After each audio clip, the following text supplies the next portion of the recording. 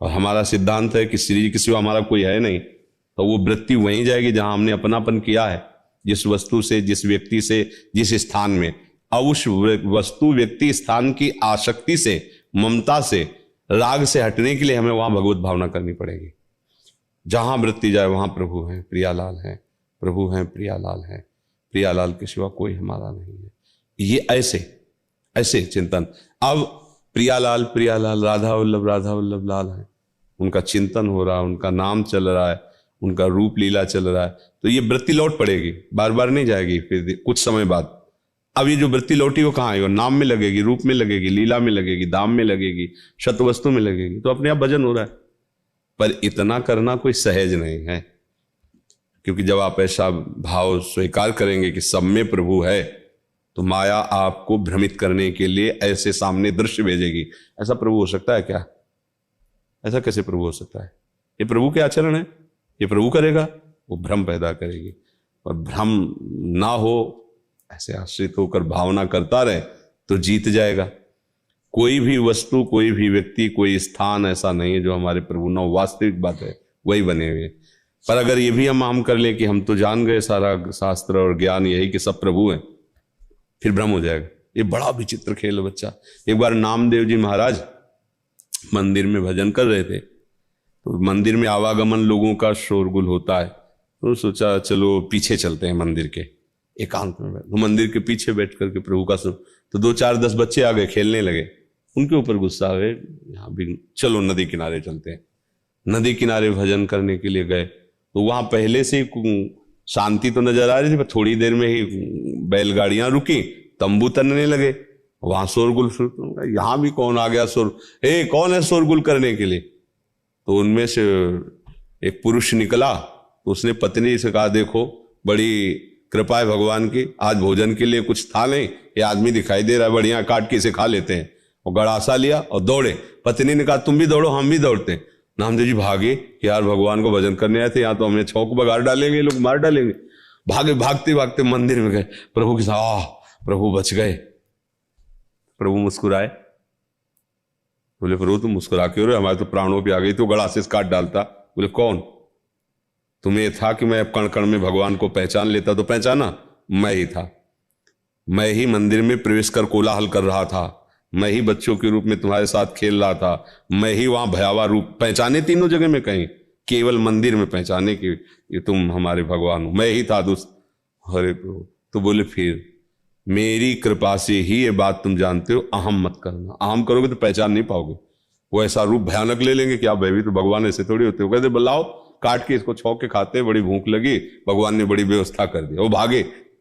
भगवान सब में है, पर ये भावना हम तभी जब उनकी कृपा की, तो अहंकार भी न करे इसमें, वो सब में भगवान ही है, दूसरा कोई नहीं है। उन्हीं का भयावह रूप है, उन्हीं का प्यारा रूप है, ये सारा खेल उन्हीं का। ये आगे चलकर समझ में आता है। पर नाम जप अवश्य है, क्योंकि नाम से ही मन पवित्र होता मरता है। इसको बहानेबाजी बहुत आती है नाम को। ये जब देखेगा कि ये तो बहुत सतर्क साधक हो रहा है, तो आपको भागवतिक साधन से ही फंसाए के गिराएगा। बहुत चतुर है। हाँ, प्रियाजू की आज इच्छा होगी कि गुलाब जामुन, समोसा और चटनी खाएं, तभी हमारे मन में आया चलो भोग लगाते हैं, तो भोग लगाओ और जरा स्किन का लेके बांट दो। नहीं नहीं, पूरा पाएंगे। ये बहुत चतुर है मन। फिर ऐसे ही, अच्छा प्रियाजू की ऐसी इच्छा होगी, और वो बढ़ता चला जाता है संसार के। नहीं, तो इसीलिए नाम चाहिए, जबरदस्ती जपो ना नाम। देखो प्रभु भी तो जपते हैं, जपत हरि विवस्तव नाम प्रतिपद विमल, तो फिर आप क्यों नहीं जपेंगे? ये मन की चाल है। हम तभी स्थिति में ला पाएंगे कि प्रियाजू के सिवा हमारा कोई नहीं, हम प्रियाजू के हैं, जब नाम के द्वारा हमारे हृदय की वासनाएं खत्म हो जाए, जहां जहां वृत्ति जाए वहां प्रभु दिखाई दे, तब तो वास्तविक स्थिति आ जाएगी बच्चा। ये बहुत बड़ी स्थिति है, छोटी स्थिति नहीं है। ये कोई बात नहीं है कि हम बात कर लिए हो गए, ये स्थिति है।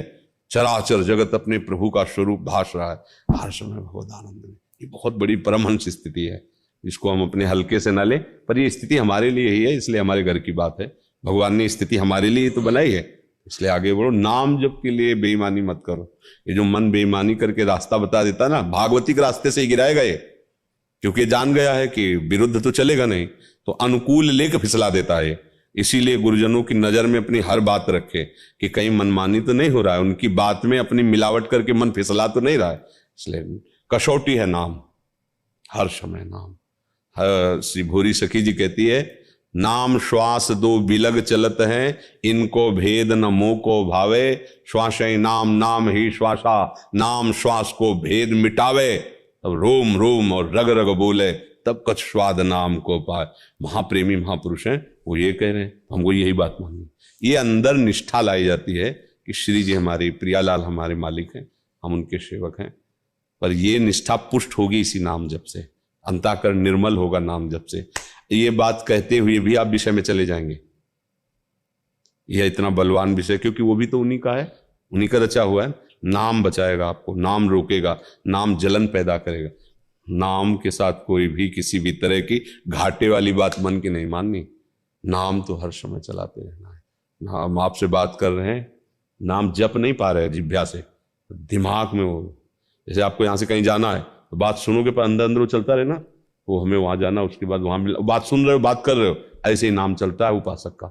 आपसे बात हो रही है तो लगेगा ऐसे कैसे, जब बात हो रही तो फिर नाम कैसे चल रहा होगा, वो ऐसे ही चल रहा है। जैसे अभी तुम्हें 10 मिनट में जाना हो कहीं, बिल्कुल गाड़ी छूट जाए तो आप बात करोगे, बार बार आपका चिंतन जाएगा भाई ये 5 मिनट में हमें छोड़ दो, मैं 5 मिनट में वहां पहुंच जाऊं। बातचीत होगी, समझोगे, पर अंदर अंदर चलेगा। ऐसे नाम चलता है कि वो क्रियाएं कर रहा है, बातचीत भी कर रहा है, सब व्यवहार कर रहा है, नाम हर समय चल रहा है। ये मतलब ये थोड़ा आगे चलकर स्थिति आती, पर अभ्यास। नाम छोड़ने की बात तो कभी मन में मत लाना। प्रभु भी सामने खड़े हो तो भी कोशिश करो कि नाम न छूटने पावे। नाम बहुत बड़ी वस्तु है। भाई जी हनुमान प्रसाद पोद्दार जी कहते, यदि भगवत दर्शन के समय नाम छूट रहा है तो ठीक बात नहीं, नाम उस समय भी चलना चाहिए। समझ गए?